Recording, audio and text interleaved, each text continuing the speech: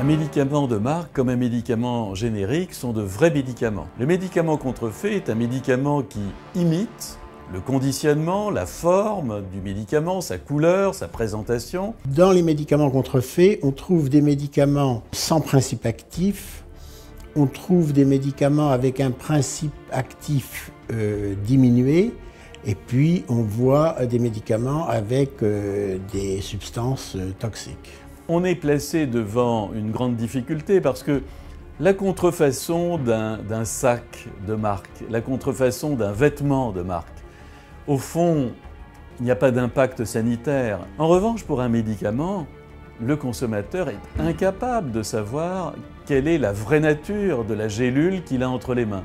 Et donc, il y a un vrai danger. 700 000 personnes pourraient mourir chaque année de la consommation de ces médicaments frauduleux. En Afrique, en gros, 30% des médicaments sur le marché sont contrefaits. Dans des pays développés, c'est plutôt de l'ordre de 1%. Dans les pays de l'ex-Union soviétique, 15 à 20%. La contrefaçon de médicaments génère entre 75 milliards et 200 milliards de dollars par an. Les trafiquants ont deux critères. Un, ils s'intéressent aux pays pauvres où les gens ne peuvent pas acheter des médicaments au prix normal. Et deux, ils s'intéressent aux pays où il est possible de se faire des clients à travers Internet. On ne sait jamais, quand on est sur Internet, si on est sur un vrai site pharmaceutique ou sur un site falsifiant les produits qu'ils commercialisent. Le rôle des pouvoirs publics, le rôle des professionnels de santé est d'informer le patient sur les dangers qu'il y a à aller chercher des médicaments sur la toile.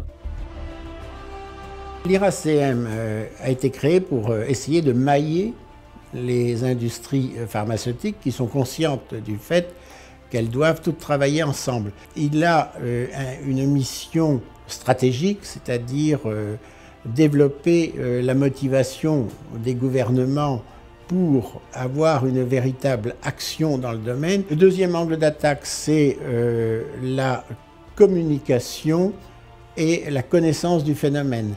Troisième volet, nous essayons d'avoir une action directe. On soutient des opérations avec, par exemple, ce que font les douaniers.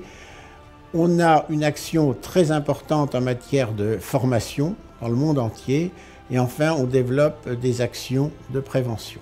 Je pense qu'en matière de contrefaçon de médicaments, dans les temps qui viennent, nous pouvons progresser. Je veux rester optimiste parce que nous avons des professionnels de santé responsables sur les 5 continents et que nous avons, je pense, une industrie pharmaceutique qui a pris conscience de ce danger.